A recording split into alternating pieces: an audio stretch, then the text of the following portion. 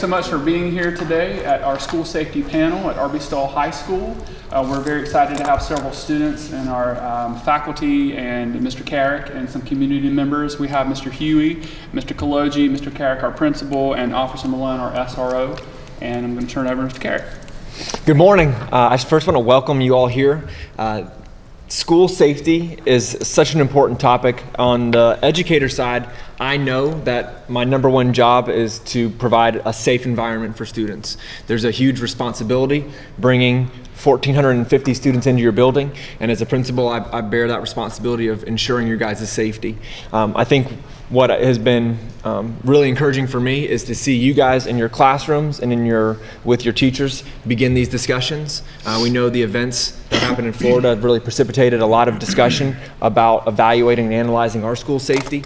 So it was really encouraging for me to see you guys take such an active role in ensuring that your school, your classmates, your peers, and your teachers are safe as well. So I just want to thank you guys for that and for creating this opportunity for us to answer some questions. I think a lack of information and communication of that information was something that you guys have brought up that I think can be addressed, not just for you guys in the room, but for everybody that's going to view this as well. So I'm excited to see the information, and hopefully that brings a little bit of comfort and also provides us as teachers and security to make some changes that would make you guys feel safe and would make our school actually safer than it even is today. So those are all positive things that are going to come out of this. So thank you guys very much. I think you guys have some questions that you'd like to ask for us. We've got a panel of experts here that I want to thank for joining us, and we're going to try to respond to your questions the best we can. So if anyone wants to get started, we can begin with our first question today. Yes, ma'am. What do you think is the best way to prevent school shootings? That's a huge question right off the gate. I think that we want to be as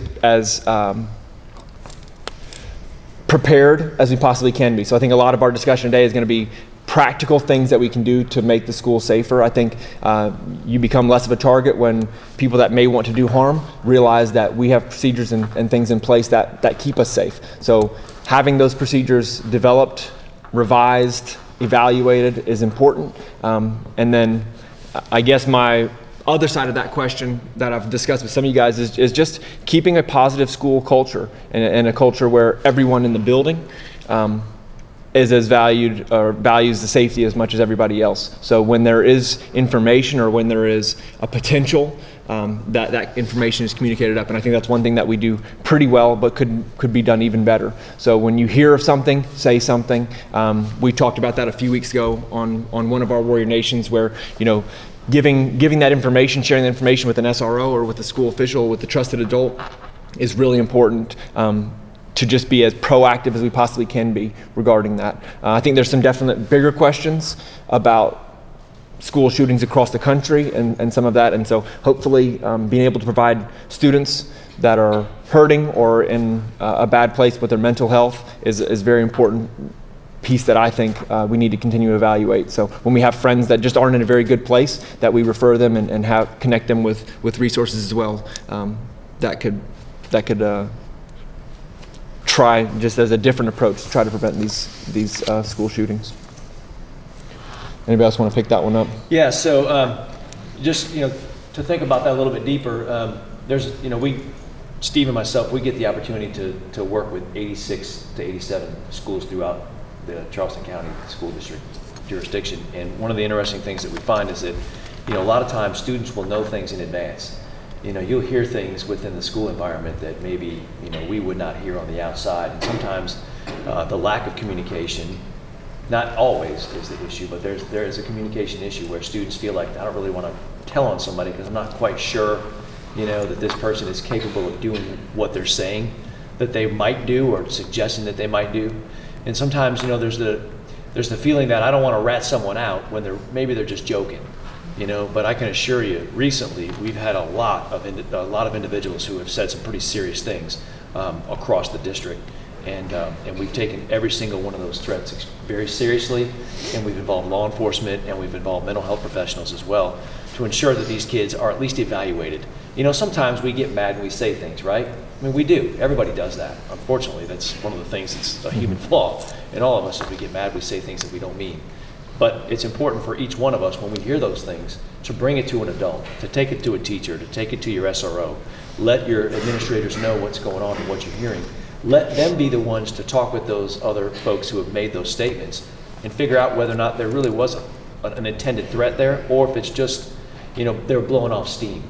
That's a big one. That is a huge one, is taking these things seriously, at least letting someone know about it. The other thing is with regard to the building itself. So one, we kind of look at school security in layers. You guys like onions? You like an onion? So onions are comprised of layers, correct? So if the outside layer is messed up, you can kind of peel it off, right? But it takes you a while to get all the way down to the core. So when we look at school security, we look at it in layers. We start way back at your perimeter fencing. So fencing around the property. If you have interior perimeter fencing, we look at those. We look at the doors, the cameras, the lighting, the procedures, the practices that are in place, and we look at everything together as a whole. So if one of those pieces is damaged, it has to be reported. And what we find a lot is that students will know where there's a door that doesn't close all the way, and they'll have a tendency to use that door over and over again. They'll circumvent the protocols that are in place to help keep you safe by going through those doors, and everyone will know where that one door is, right?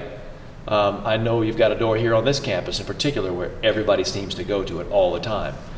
So shoring up those locations and making sure that they're secured and stay secure, reporting things to your administration so that they can get stuff fixed. That's a very, very important part of this whole thing. So if we can prevent somebody from getting into the building who would not otherwise have access to the building, then maybe we can in fact prevent a shooter from, you know, entering into campus that way. Steve? No, you guys summed it up pretty well. You know, one other alibi on that is vigilance, being vigilant. You know, looking for things that are wrong or out of place. You know, we talk about see something, say something. I come from a law enforcement background. And I will tell you that that is the one single key to crime prevention, is people being aware of what's going on around them, and then saying something about what they're seeing. Excellent. Thank you, guys. Another question. Yes, ma'am. What would be the procedure if we're in the cafeteria during like a lunch or something and the active shooter is in there with us as well? That's a great, I'm gonna start with that one when I can, because I've thought a lot about it, and that's some of the, really the first question that I get, which I think is a great opportunity to share with everybody to hear what to do, because we all know our code red drill. You know, in the classroom, we always do it during a class time, and the question is, what if it happens in a transitional time or during the cafeteria? So something that I think maybe was taken for granted, but I think is a good opportunity to get information out. So there's 3 steps that we really want to take into consideration when there's a threat, an active shooter being a very, very severe level threat. And the first is to hide, and the second is to run, and the third is to fight, and in that order. So typically our code red drill focuses on the idea of hide. We shut every door, we cut off the lights, we get out of sight, we get quiet. That's our first thing. When we have the opportunity to hide, we want to hide. In the situation where you're in the cafeteria with 300 or 400 other students, then obviously hiding is not an option for us at that point. And what I think students should hear is when you find yourself in a community space like that, and there is a threat, an active shooter, the next thing that you need to do is run, okay? And that's something that we don't teach or talk about usually during our code red drills, but everyone needs to hear that. You don't need to wait for an adult, you don't need to wait for permission, you don't need to think twice. You're in a situation like that. Same thing if it's transition in a hallway and you hear something like that, you take off running. You don't wait, you don't look back, you take off running and get out of there and get to a safe place as fast as you can. And so that's a good question about in the cafeteria situation with an active shooter inside the cafeteria with you. We have 12 ways to exit the cafeteria. You find the closest one and you run for your life. And that's what I think is reassuring for you guys to hear and know, so that we can respond. Because in those situations when you have to think about it, then that takes time. So if you already know in your head and you've walked through, sometimes you walk through safety procedure in your head, what if something happened right now? What if something happened right now? You would go right after, you would turn and run and get out of the building as quickly as you can, okay? Yes, ma'am. I have a question about the green and yellow cards that we put underneath the doors. Putting a green card is just alerting the shooter. Can we find a different way to tell y'all, like the teachers maybe text a hotline or something? Yeah, so the question was if when we go into a code yellow or code red lockdown, excuse me, we'll use placards under the door to identify if, for our law enforcement, if someone's in there, if someone's injured in there. So the question is that necessary? And there are alternatives or other ways that we could get the same information without having to potentially, I think the question is, notify a shooter that people are inside that room? Can I answer that one? Please. So we actually, last Friday, we met with federal law enforcement partners, local law enforcement partners, fire departments, and EMS at the Charleston County Sheriff's Office, and we conducted 2 different training sessions. And it was really a listening session for them, but it was also a listening session for us, because we wanted to understand what their take is on our red and green placards. Now, we actually showed them all of our emergency procedures, and we wanted some constructive feedback on what we do. One of the topics of discussion was, in fact, the red and green placards. So the use of the red and green placards, the intended purpose of the red and green placards is not to tell somebody where you're located. That's not the intended purpose. This school district adopted that back in the late 2000s, and the reason that we still use it today is because it has a medical triage component to it.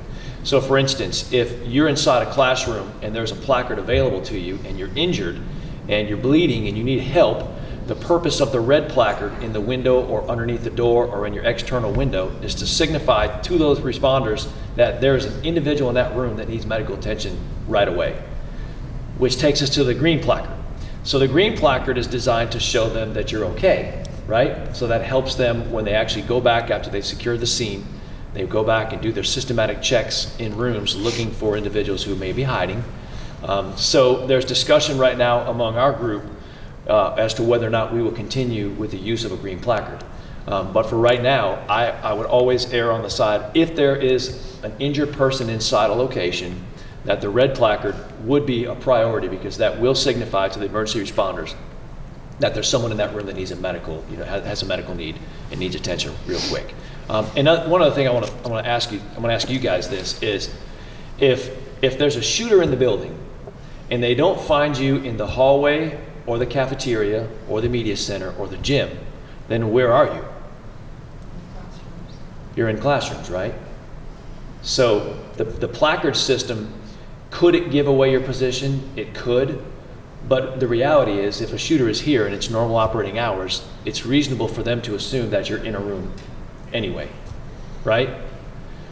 So everybody understands the use of the red and greens, right? And I do understand the concerns. I felt the same concerns when I joined the school district 4 years ago.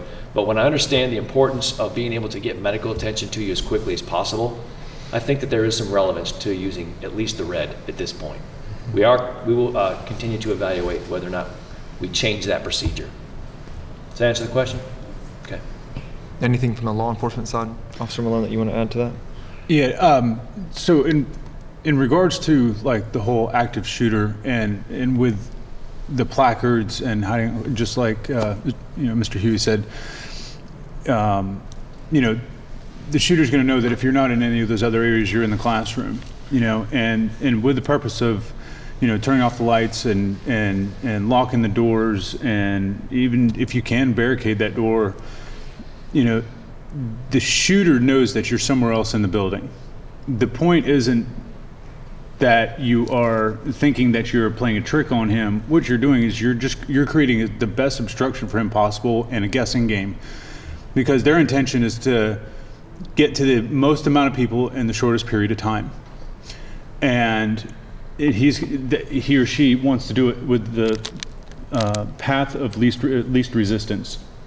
So if they're going down a hallway and they see doors locked and lights are off and there's no sounds, they don't see, and they peek in, they don't see anybody in the room, then it's a guessing game as to whether or not there's actually people in that room.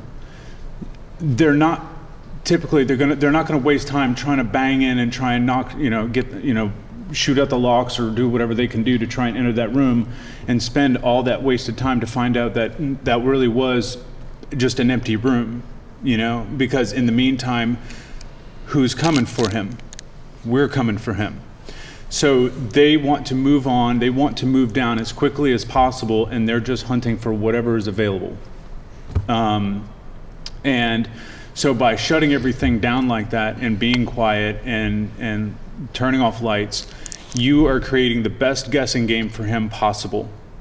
And in regards to the placards, like Mr. Huey said, you know, it is for the emergency part. And what you guys see when you do lockdown drills is only a very, very, very small fraction of the totality of everything that will take place during that period of time. The hiding or you know, the hide or the run or the fight, that is a small portion on your guys' part. But beyond that, there's a lot more that's going to take place after that, you know. Because when law enforcement comes in with emergency and triage and there's going to be multiple teams, they're not going to come in and just unlock the door, flip on the lights and say, hey, you guys are good to go, good job. You know, we're going to start going. First thing we're going to do is we're going to be reporting as we're moving down the hallways, scanning the building to make sure there's no other threats. Before we even unlock doors, we're going to be reporting back, you know, C202 has a red card. You know, or you know, moving down the hall, you know, wherever they are. So you guys got to just keep that in mind. That like they said with the placards and everything, they already know that you're somewhere. You know, they're just not going to spend that much time on that. So that's why there's that importance of being quiet and locking everything down in the classroom and doing exactly what you're supposed to do. You know. I know that sometimes they say that they don't keep it, you know, they don't take it serious. Well, just like us and with the rest of them, you will react the same way that you train, no matter what. So if you train like you're joking around, like it's a game, then the real time comes, you're going to joke and react like it's a game. Does that make sense? So it's important to do it the right way, and things will work out. Excellent. Thank you. Next question. Okay, so would it be possible to introduce random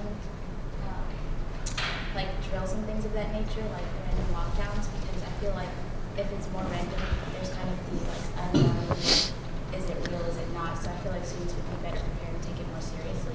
So I was just wondering if that would be possible. And another thing is there's a lot of gun violence in North Charleston. We have actually a high murder rate. So not even within Saul, but outside of Saul, there's a lot of gun violence. And oftentimes Saul students are victims of that gun violence or victims of circumstance. So maybe their family or just they're around it. So at times some specific students are targeted. So in the event that a specific student or a specific group of students are targeted, what actions would be taken? So 2 questions there. I'm going to start with the first one, which is the randomness of our lockdown drills. I think code yellows happen for a variety of different reasons. That's an administrative lockdown, a code yellow lockdown that we use in the school. And I think those do happen on a random nature. So there are times when I call a lockdown for the school that no teacher or anyone, I'm the only one and the first one that knows that we're going to go into a lockdown. And that's a very authentic lockdown drill, and maybe an authentic lockdown for whatever reason. So I think those ones happen. The question is about a code red lockdown. Will we ever have a random code red lockdown? Code red lockdown is a very serious thing to enact within the school, because as we're talking about, you need to practice it, the correct way. It shuts down the entire school and no one comes out for any reason. We know that when you get false things, an announcement by Mr. Carrick that says, just kidding, it's not a code red lockdown, or the code red lockdown's over. We know that those are ploys that could be used. Pulling the fire alarm, which was used in Florida, we know those are things that people try to do to end a code red lockdown and put people in a harm's way again, that we don't follow. That's why the policy to key in every single classroom is used. Because of that fact, I've got to have extra police personnel on campus that day, because we try to unlock that once we drill the code red lockdown. And we try to test a couple of our weaknesses, then we begin the release from the code red, and that's done by a police officer, a uniformed police officer coming into every classroom.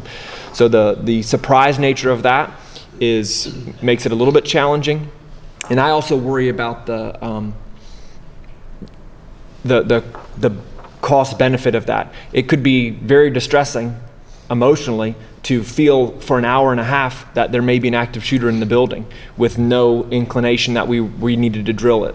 And so that's another piece that I have to just say, well, let's do a code red lockdown, especially the way we're feeling at this time. It would be distressing for a lot of students that maybe are already at a high stress level, and then they're locked down in their classroom cowering. I mean, if they take it very seriously, it could be very distressing. So that's one of my concerns about it, and I'll let security kind of address that as well in terms of a random code red. I worry about students being very, very upset, calling parents. I mean, my mind kind of runs in how serious that could be if you contacted your parent and think, I'm cowering in my math classroom and we're on a code red lockdown, I don't know what's happening, and that extending for a period of an hour or 2 hours while we clear a lockdown, that kind of concerns me. So by the very nature of a code red, it's very invasive. Believe it or not, we don't have them as frequently as you might believe we do. I think district-wide so far this school year, we're at maybe 5. And those were instances where the school believed there was an active, credible threat on the campus, whatever it may have been. Many more instances of code yellow. Code yellows happen all the time. It's not that invasive. You guys continue your instruction. Teachers continue to do what they do. You pretty much don't move outside of the building. But the code red, in order to be able to do a code red and have it successfully run, does take a lot of coordination. Our office typically likes to know that they're going on so that we're not alerted to a false code red. At the onset of a code red, if Mr. Carrick decides to do one, it's important that he relays the fact that it's a drill. This is a drill, this is a drill. Code red, and he could give additional information. So could he do that more frequently? He could. Many schools could do that more frequently. But for the school, it literally, like Mr. Carrick said, it shuts down everything. For a minimum, on average, I'd say about 1 hour minimum. So you lose 1 hour of instruction time. And for you as students, I think that's important. I probably didn't think that was important when I was sitting in your seat, but looking back now as an adult, I think that's important time to not lose. And then, as long as you know the procedures, that's great. Could the procedures be rolled out and shared on a weekly or monthly basis with you so that you know what to do? And could you do a quick impromptu code red drill in your own room? I think you could do that. But by nature, if a code red happens, Mr. Carrick and Mr. Weems and all of your other assistant principals are not effectively in the middle of it all. They're hiding just like the rest of us. If I'm on campus, I am no longer the security professional for this building. I'm hiding just like you. And I'm relying on the law enforcement response to get into the building, to check for the danger and those sorts of things. So, to do it effectively right now when we do our drills, Mr. Carrick really needs to be hiding. But in order for him to assess what's going on in his building, he needs to be part of that drill. It takes a lot of coordination. I agree with him. It's not something that we take lightly. It does affect your instructional time, and it impacts you overall. Could there be a psychological component to that? It makes you nervous and scared. Yeah, but it also could make you stronger because you know what you're going to do and you know what the procedures are. So, something I've considered, just to follow up with that, maybe doing both semesters, so we change classes, we have new teachers, we have new classrooms, so something we considered doing 2 times a year versus typically for us it's 1 time a year that we will drill the code red lockdown. So just to follow up with that, that's something that we've considered that you guys can give me your thoughts on. Next question?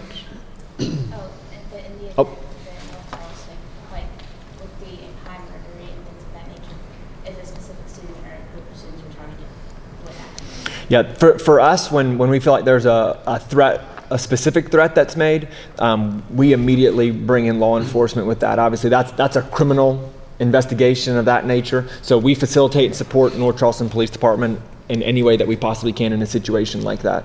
And so we would assess individually the level of the threat and the level of response required for that.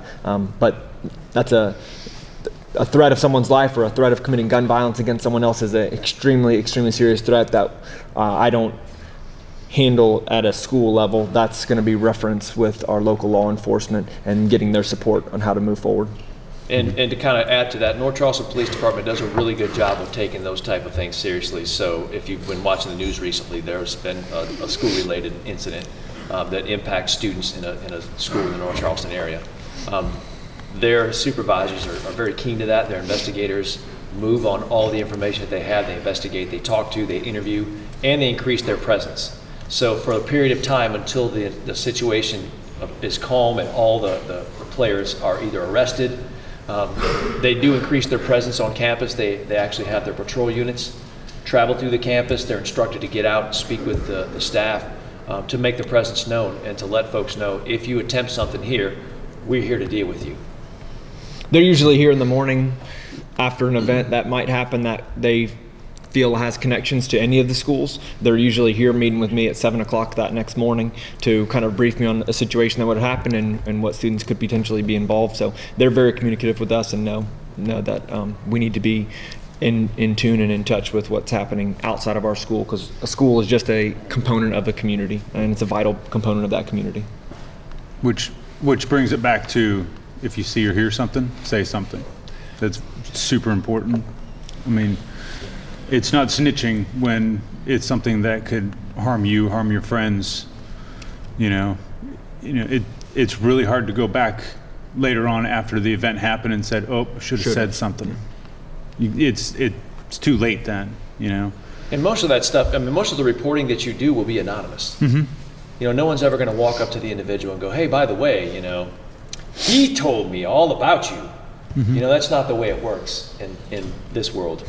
Not at all. I mean, we try to keep things as anonymous and private as possible. Now, obviously, there will be face-to-face talks with individuals, but no one's going to say, hey, she said this about you. That's just not the way it operates. Well, and it just makes our job harder then, because it compounds the situation, right? Because I don't want something to happen to you, because if something happens to you, now I have to deal with that problem too, right? So I like to keep, and Officer Brown's the same way, but we like to keep it quiet, and I'm not going to go and loud you out. Nobody is. As far as we're ever concerned, if anybody else finds out, it's because you said something, not us. Thank you.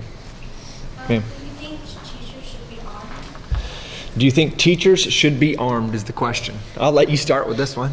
I like this question. I have been posed with this question a lot, inside school, outside of school, in the neighborhood, at my house.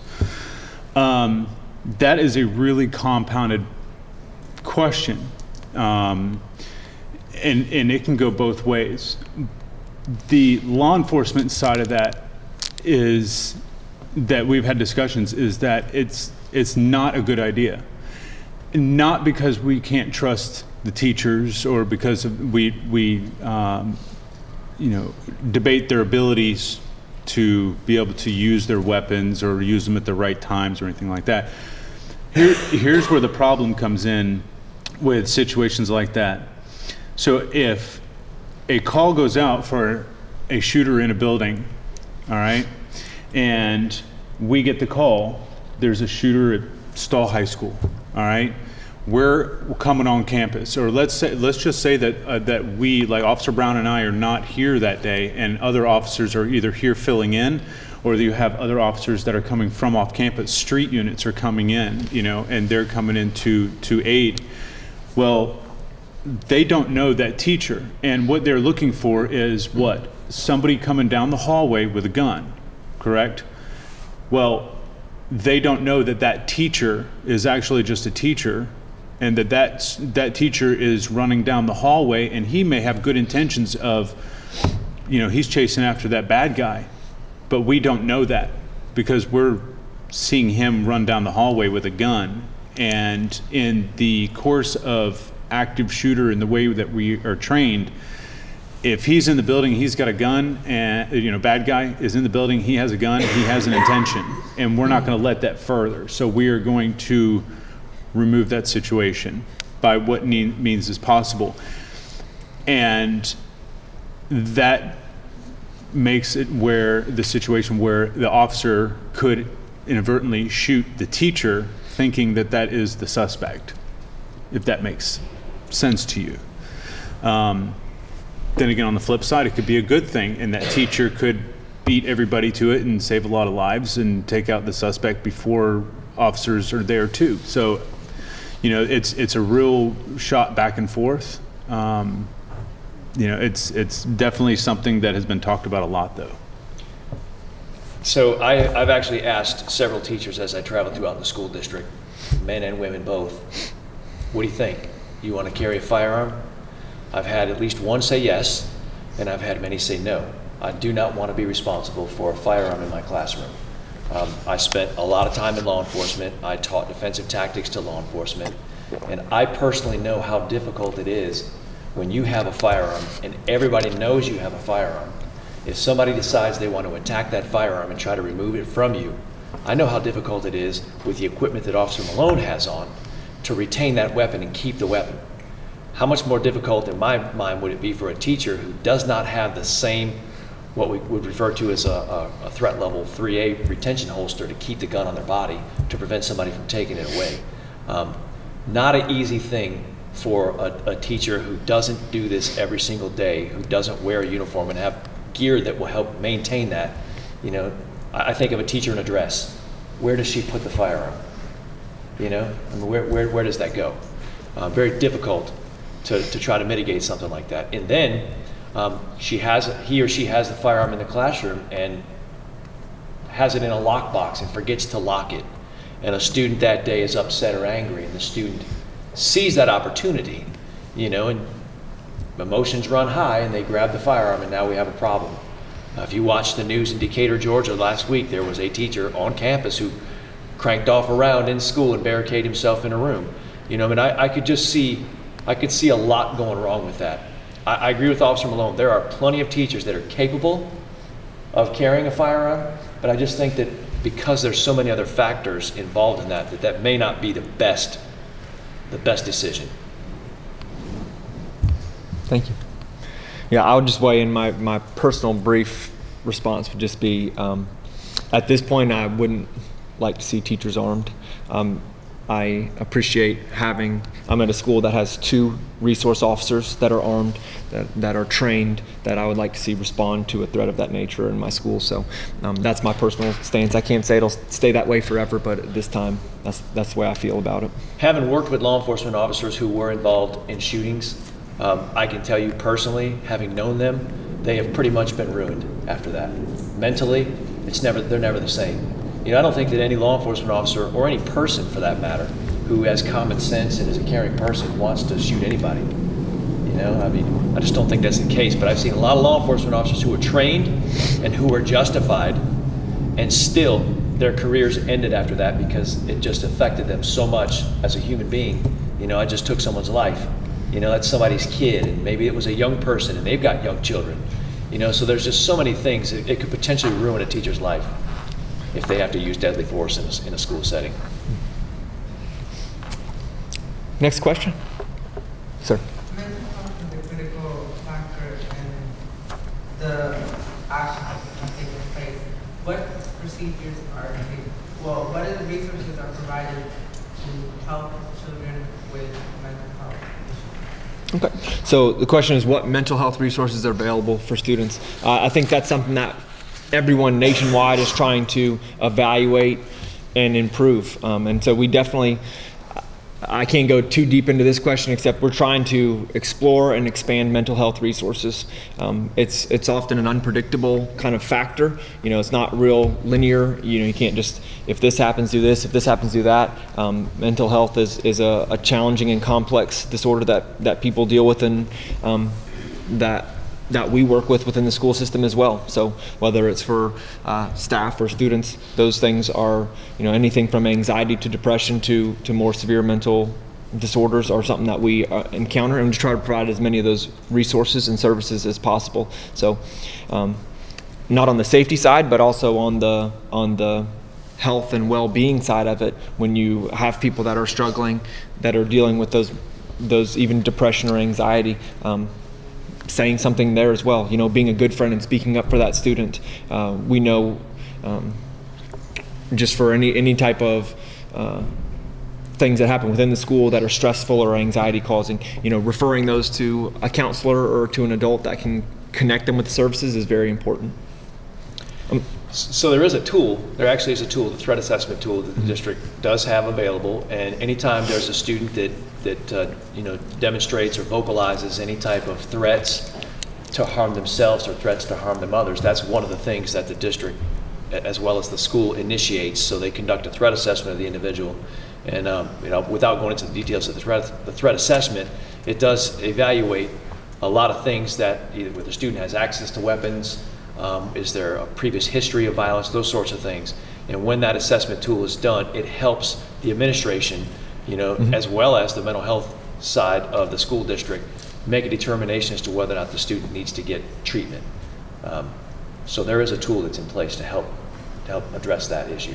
Yeah, I think the biggest fear is after something were to happen and you said, oh, there were warning signs there that we didn't respond to. So I think the fear is to under-respond. We want to be thorough and careful. So if that's why we take just what could be very casual verbal statements that a student makes and take them very seriously.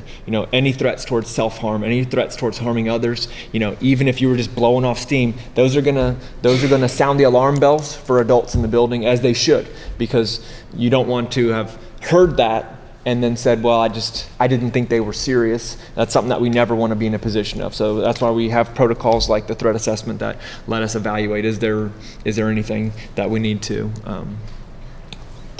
actions that we need to take so that we're not under-responding. Next question?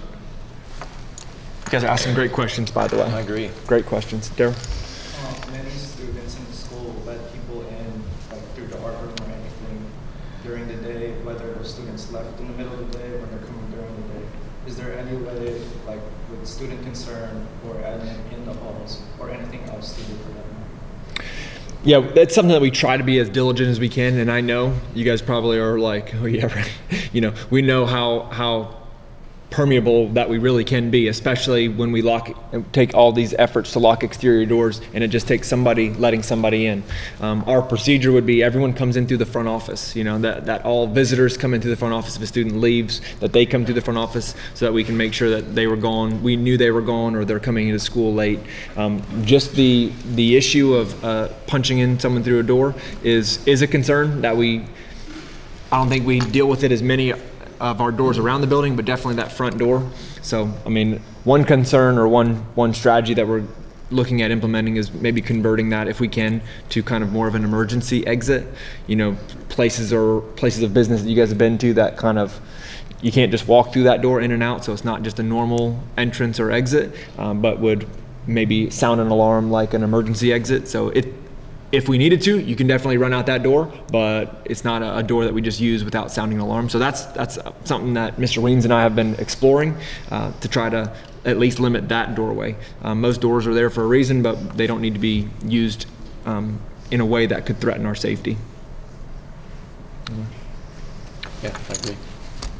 And the other part of that is that if you know that student and the student's off campus, and that student may have done something during the day that you're not aware of, and they may be looking for him and have other information that indicates that he could be a threat. And if you just push the door through him, then you just defeated the whole purpose of our front lobby area. So it's where it goes back to some things are everyone's responsibility. I could post people everywhere that I want, but if one student punches the door, I don't know if there's a way aside from guarding every door that prevents that. So it's really where it becomes a collective effort to keep any place safe.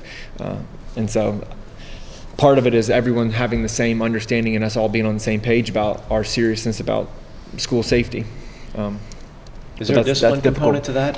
Do you guys offer school discipline for a student who would let someone in unauthorized through a door if you know about it? Yeah, I wouldn't say very punitive. It would be, because I think most students aren't doing it thinking that they're threatening school safety. They just see a friend that's in their class that is at a doorway. If we got more formal about it, I think we could increase that. At this point, I would say it would be more of the conversation and having a conference about educating and reteaching that could be a potential source of a threat for us, and that's why we don't do that versus an immediate consequence at this point, a more severe consequence. But if we increase that, if everyone's on the same page and we're aware, and I know everybody knows that we don't do that, and then that action is still taken beyond that, then I think you've got the opportunity for a more substantial consequence. Next question? Yes, ma'am. So when we have subs, the doors usually are unlocked. So what is the plan when if you have like a corporate lockdown and the door is unlocked and the sub doesn't have a key to lock the door? That's a great question. And I think we were, as a school, were behind the curve on that. So our district's procedure were to maintain a key box in the front office. So when substitute teachers arrive, they receive a key to that classroom. And so that's a policy that we've just implemented just in the last month. That should be fully up and running at this point, so that we can maintain any even if it's a sub in your classroom, that door stays locked all the time. You know, our doors should always stay locked and closed anytime instruction is taking place. So that's what we want to see happen as well. And so that was something that had been a safety issue for us in the past that I feel like we've resolved, and we can follow up and make sure. Anything with a new procedure takes some time for implementation with that, but I think that should be pretty easy to implement, and It's up and running. should be, yeah, I know we're running it, but assessing and making sure that that's effective. You guys can let me know if you see that there's still weaknesses in that as you have subs in your classes, but we should have closed that kind of loophole in safety for us. So three or 4 years ago, we actually addressed that. Our cameraman today was with me when we addressed that. We actually videoed a presentation for substitute teachers that come into the school district, because there are hundreds and thousands of them that actually come into our district on a day-to-day basis. I don't know if you guys know this, but there's approximately 3,700 teachers district-wide. It's a lot of people. And on any given day, there are probably at least 5 to 10 subs in a school, potentially. Yeah, for a school of our size, absolutely. Sure. So we actually addressed the issue through training. We've given that to Kelly Educational Staffing, which is the primary company that provides substitute teachers for the school district. And so they're all required to go through this training. They actually have to take a 10-question test at the end of it, and one of those is, I know that I'm required to obtain a key to the room and a card swipe, so that when we're in the room, we can keep that door closed and locked. Now, I will tell you, I travel a lot of schools, and I intentionally walk hallways, and I look for classroom doors that are open. And what do you think? Open or closed? What do you think? Majority? Open. Yeah, I see a lot of that, especially at the high school level. I'm not quite sure what the purpose of that is, but the procedure after Sandy Hook happened in 2012 was locking the classroom doors was one of the low-hanging fruits that we could get to right away. And it's a very simple concept to deploy. But I will tell you, there are still teachers that just, for whatever reason, they won't lock the door. I don't know why. They'll leave the door actually open. I've been into kindergarten wings, an entire wing of kindergarten students, and every single classroom door was wide open, every door. And I had to address that with the administration at the time. Mm-hmm. So it's a big deal. It's important to us that subs have the ability to lock those doors. And if you find a sub that doesn't do that, you guys now know what they're supposed to do. So you remind the sub, hey, please lock the door. I'm important to me. I'm important to my family. Please lock the door for me. Remind them. You have the right to be safe. You have the right to remind a teacher that. On the locked door kind of avenue, I'd like to address locked windows. We have first floor. Half of our building is first floor, and you guys are in classrooms, and we see classrooms as we walk in between our wings and see door or windows open. Obviously, there's safety issue on a second floor window being open, but there's the intruder threat of first floor windows being open. So those are policies where, we have windows. You can escape through a window if you need to, but our windows aren't intended for ventilation or fresh air. Those windows should be closed and locked all the time. And that's something that we deal with more, especially as the seasons are changing and classrooms are unhappy that their rooms are 2 degrees too cold or 2 degrees too warm. But it's not worth the safety threat of opening a window. The windows are not for ventilation. They're not to be opened. They're to be shut. And then they're an escape opportunity if you need to escape from your classroom. You need to have egresses in any room, so that's really what a window functions for us, not for fresh air. And just to go back to that, if you're observing these things happening with individual teachers day after day, you need to let your administration know. They need to know. You've got to let them know. Sometimes teachers will stray from the pack, and unless the administrators know, they can't address it, so you have to let them know. Next question. Jennifer. So do you think it would be a good idea to install a permanent metal detector? So the question is, and it's been discussed, I think, a lot of this year, should we install permanent metal detectors in schools? I'm gonna let you guys start with that one. Sure. Big discussion point among our group. Big discussion point, because we obviously want to ensure the safest environment for kids. I mentioned before to some of you before we went on camera, I'm a father of 2 kids in CCSD schools. I have one in middle school and one in high school. I care about their safety. Do I think a metal detector has a certain sense of the ability to prevent a weapon from coming on campus? I think it could. However, we also know, I know our campuses, and I know that you know our campuses and that your fellow students know our campuses, and people will find a way to defeat a metal detector. I don't think they're going to defeat the actual metal itself being detected by the magnetometer, but I know that they will throw a gun over a fence, throw a knife over a fence, throw contraband over a fence, pass through the metal detector, and then just go back to that point where they ditch the weapon and bring it into the building. So if anything, I think that there could be an element of safety to that, but it's also defeatable.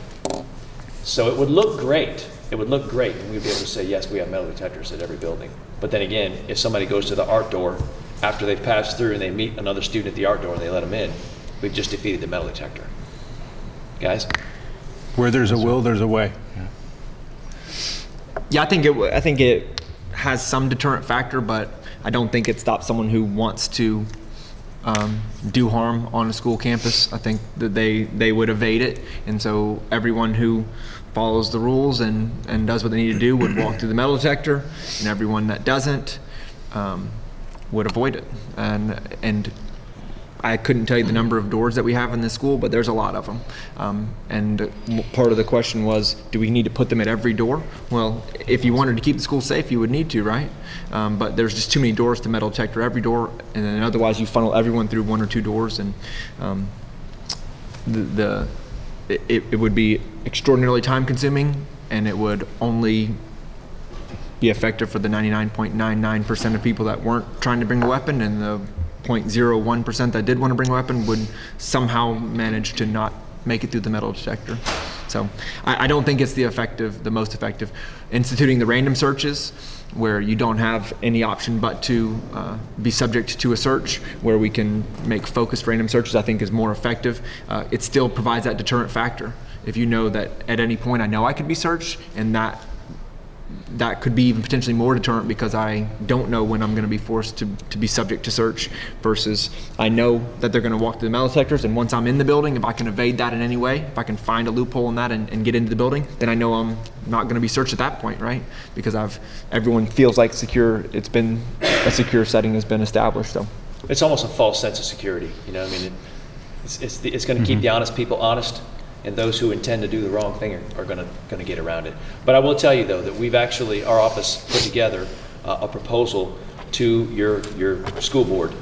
I was part of that as well. Yeah, so we looked at it, and we actually, there's a huge cost associated with it, millions of dollars reoccurring every year to run full-time metal detector searches at every school. Now, I personally, if it keeps people safe, the dollar amount to me is not important. Mm-hmm. It's the effectiveness of the tool. Does it really work, you know? I know there are schools in New York. We have police officers who attended schools in New York who explained to us, hey, in my building, there was only one way in, and everybody passed through that metal detector. Was it effective in that environment? Probably so. But here in South Carolina, we have a lot of doors. We're very an open society. We have a lot of glass windows and things like that. So I don't know that it would work in most of our buildings. There's just too many ways to defeat it. I think we have time just for a couple more questions. So I don't know if we'll get through our whole agenda today, but we'll go until we do run out of time. Next question.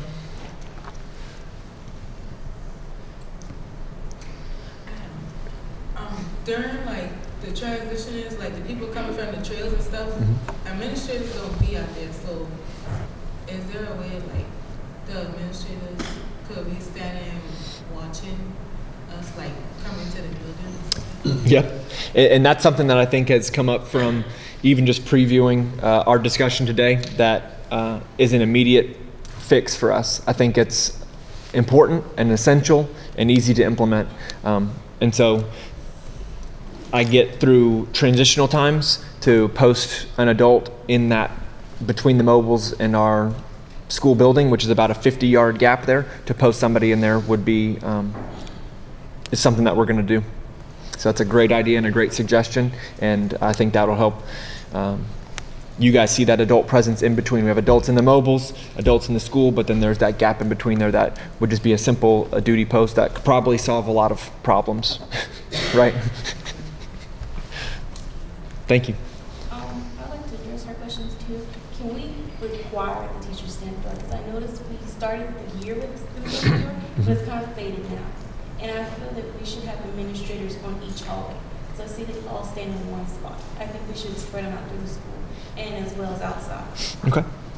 Yep, I think our supervision and presence is critically important. So I'll relay that because, you know, we make the expectation, which is just another way to say the requirement to be at your doors, greeting your students, but also puts 10 adults on every hallway, which I think helps you guys with your comfort level walking up and down the hallway for a variety of reasons. You know, there are other pressures and unsafe environments that don't involve active shooters that could be thwarted by 10 adults standing there being able to address a student to where students don't have to address things themselves or feel like need to be reported. So us being there prevents most of the stuff. So recommunicating that and communicating with a sense of school safety, I think will increase that kind of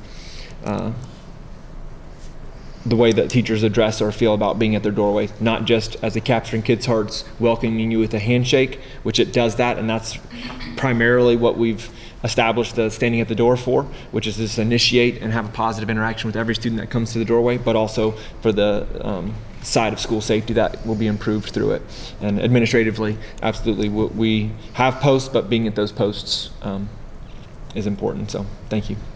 As a district, we're actually addressing that. We've been working on this now for probably a month and a half, 2 months, putting together an outline that would address those issues so that we would basically show teachers and principals what the recommendations are to increase adult supervision at all times on campus. So hallway transitions. I know you guys don't have a playground here, but there are other schools that do. Cafeterias, those sorts of things, you know, where these teachers should be strategically placed in those areas to monitor what's going on and how they can communicate problems that they're seeing in their area. So we're working on that as a district to roll this out district-wide to help administrators have some guidance on how we do that and how we make sure our kids stay supervised on campus. Yes, ma'am. When it's an incident like involving a gun or something that would be, you know, considered life-threatening that will cause us to go on lockdown, is there any way that we can be like aware of what's going on instead of having to rely on like rumors or things that people post on social media about like what happened during the day? Mm-hmm. Yeah, and that's something that one of the biggest things that I deal with after an incident is the timeline for communication. It's with the world of social media, I can't communicate out before something gets retweeted 700 times. You know, I've got the burden of communicating accurate information. And so oftentimes, while it's circling around the rumor mill or through social media, we're gathering information. Code yellow lockdowns, those administrative lockdowns, have sometimes triggered call-outs, sometimes have not triggered call-outs. The last 2 that I've done, I've made call-outs at the end of each day. The weekend that we had kind of the SHS social media kind of buzz happened. I mean, it happened not just for us, but also for Somerville and for Stratford. You know, we started that day with a lockdown just to kind of secure our perimeter, really officially and formally. And we made a call out that day, and then made a call out yesterday as well. So I try to make those call outs so that people are aware. If you're in a code yellow lockdown and you text your parents that you're in a code yellow lockdown, I can't get ahead of that. You know, I can't make that call out and make that communication. And I always want to show the appearance of transparency.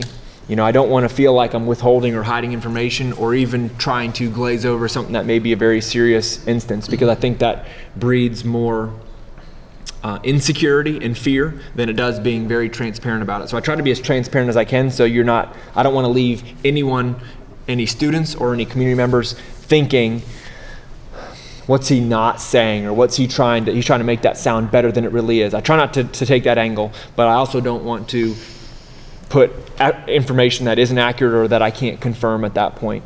Can I kind of piggyback on that Sure. with him? Yeah. So misinformation is a big problem. It really is. I'm gonna look at Wando real quick. So you probably remember Wando went into a code red maybe a month and a half ago at this point. There are 4,200 students in Wando. It's the largest school in the state of South Carolina, population-wise. So during that lockdown, there were a lot of parents that were showing up to the school. And all that did for us was create more of a problem, because all these parents are showing up and the first responders can't get there to do their job because all the roadways were blocked. I mean, he and I tried to get there, and we had to figure out how we can get into the school to do our job. The law enforcement officers in a code red, they're working it. They are primarily in charge. Typically, Mr. Carrick would be hidden. So if Mr. Carrick is hiding, there's not a whole lot that he can say at that point. So looking at that and considering that as a district, we decided about 3 years ago to address the issue. You guys get school messenger call-outs, right? You get those call-outs from your administrators, right? Yesterday at 4 o'clock. I know I get them all the time from my son's high school and my daughter's middle school, so I get them all the time, and I know that it works. One of the features that will probably roll out within the next 30 days is a SMS text feature. And what it will allow schools and the district to do is to push an emergency message. We probably will not do it for code yellows, because code yellows happen a lot. Last year we had approximately 93 code yellows district-wide. It's a lot. It's a lot. We don't want to put all that out there. But on a code red type situation, we will have the ability as a district and as a security and emergency management department to push out an SMS text message to all subscribers.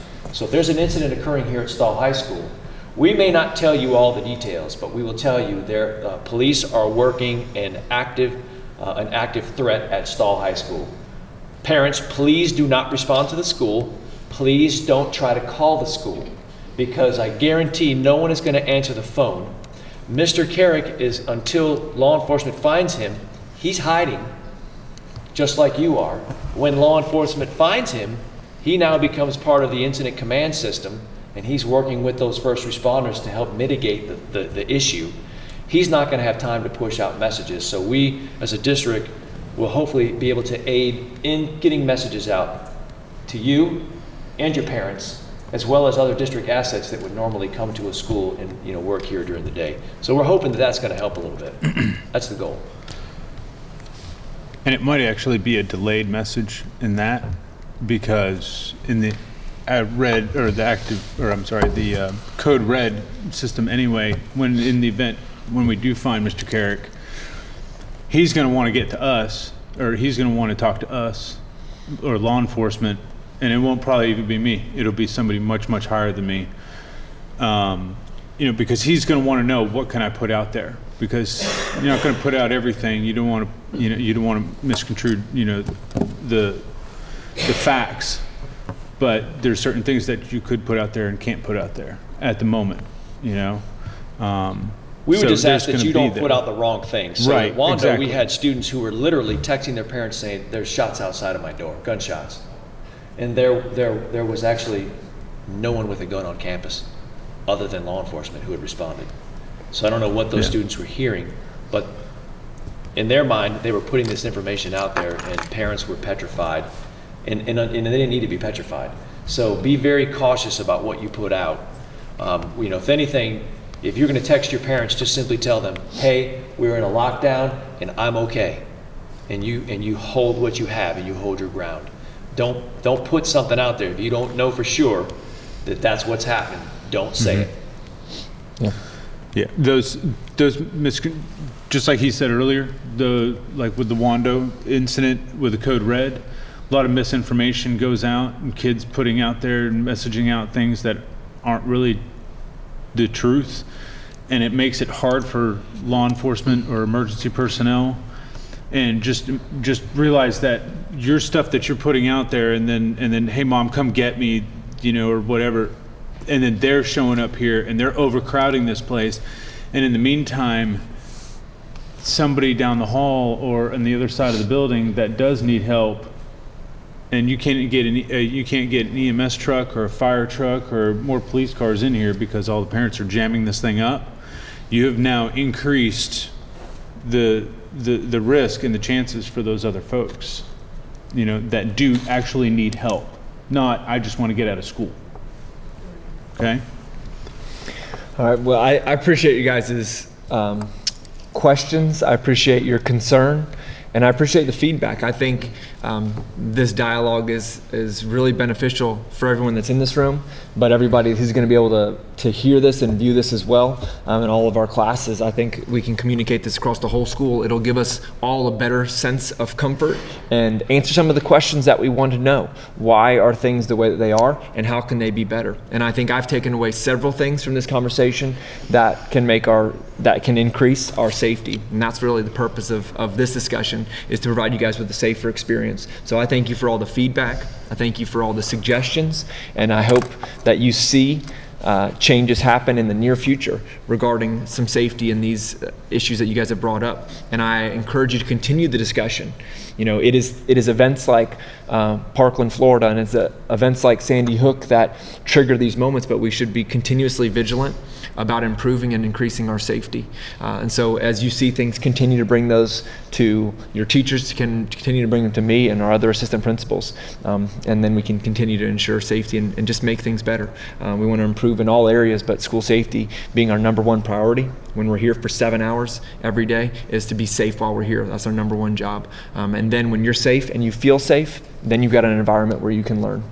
So thank you guys for being leaders in our school, and thank you guys, and remember that everyone got the role of maintaining the school safety. We can serve as leaders, but every single individual in our building plays a role in that as well. So thank you for what you do.